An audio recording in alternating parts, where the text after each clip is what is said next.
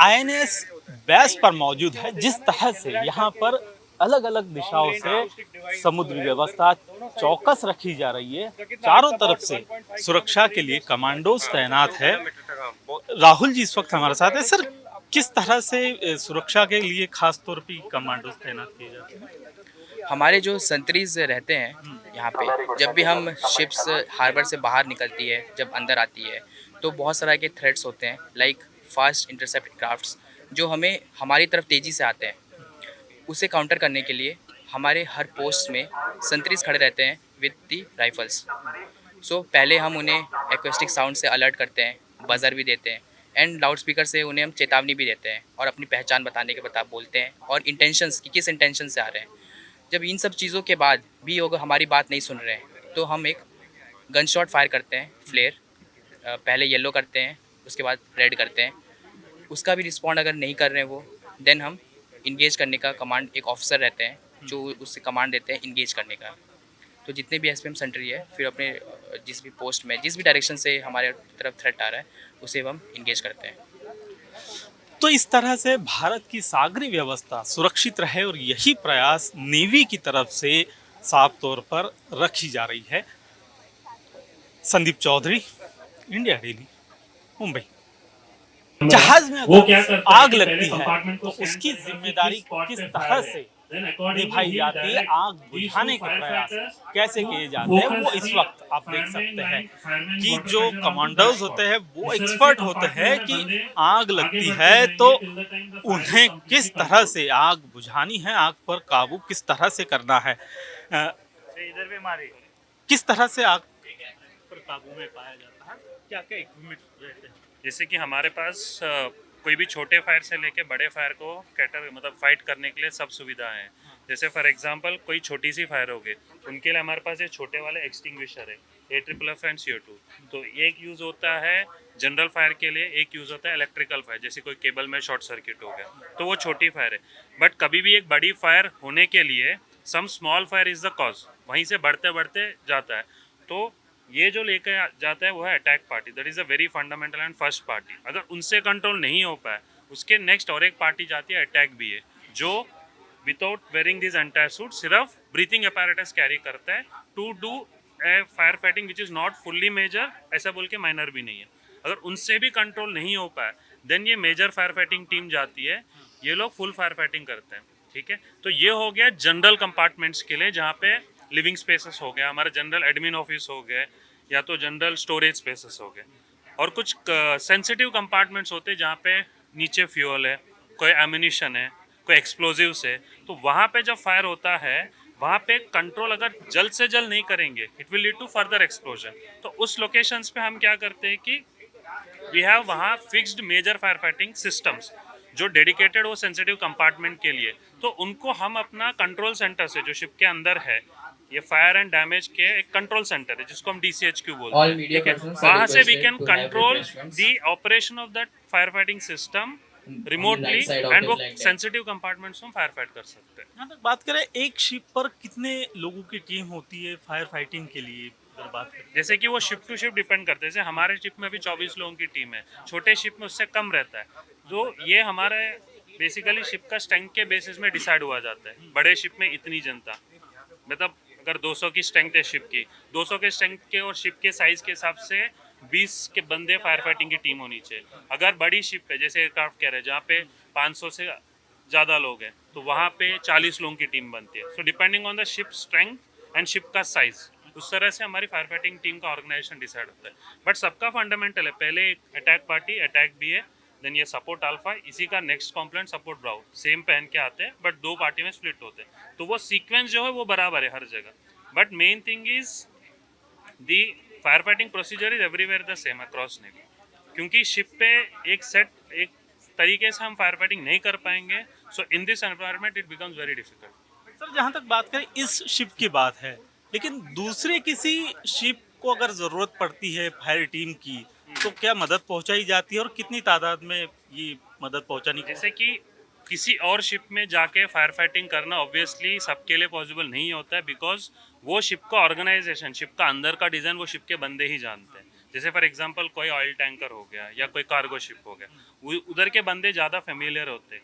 We can maximum extend services like हमारे fireman जो हमारा सी वाटर लाइन है वो उनको एक्सटेंड करके we can pass on the sea water दूर से, so that it forms an umbrella and upper deck में उनका जो फायर है वो बुझ सके या कंट्रोल हो सके।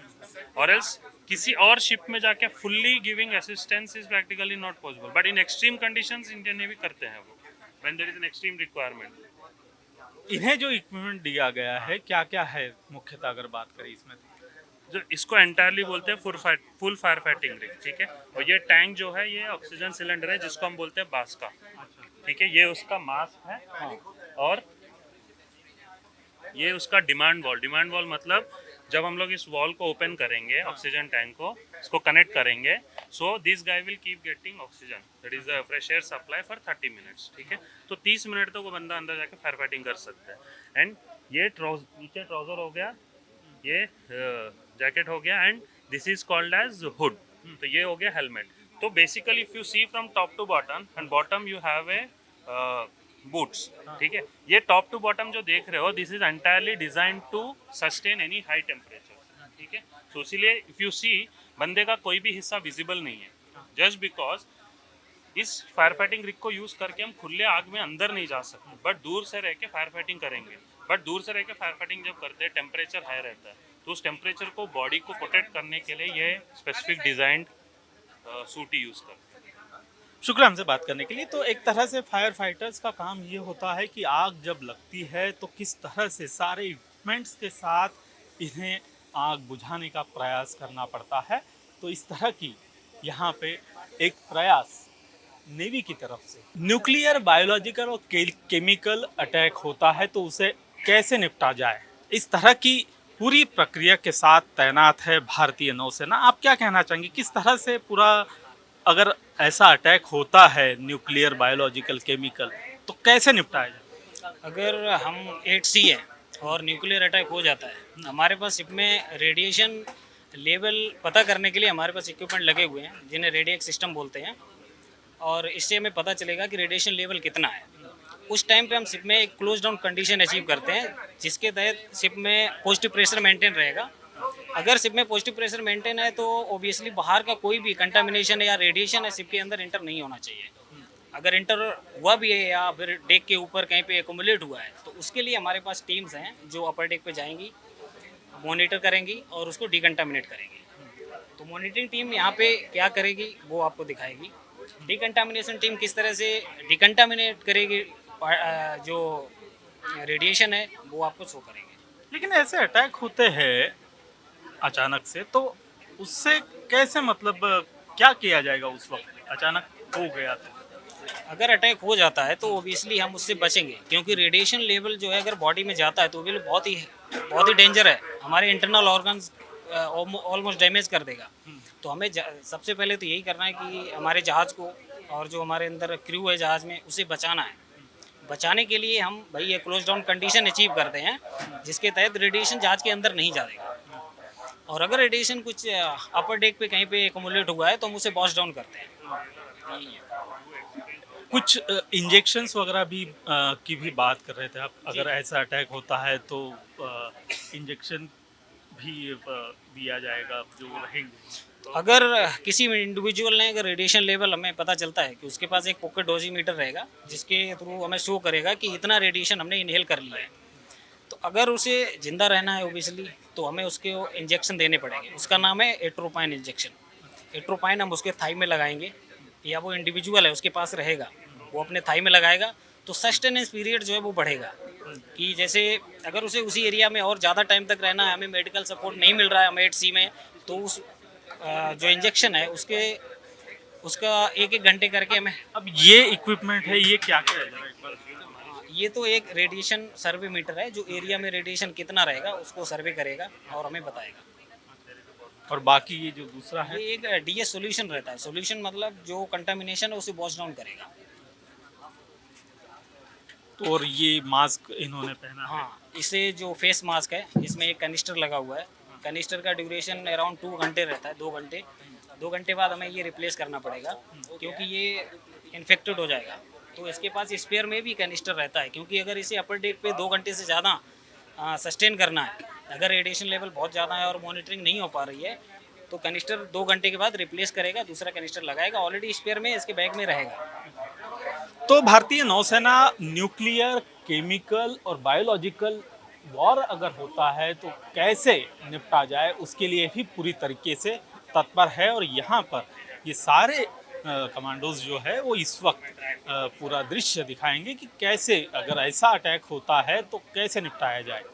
भारतीय नौसेना अरब सागर में पूरी तरह से तत्पर है। किसी भी तरह की स्थिति निर्माण होती है तो जवाब देने के लिए भारतीय नौसेना के कमांडोज शिप के जरिए, INS शिप जगह जगह तैनात किए गए हैं।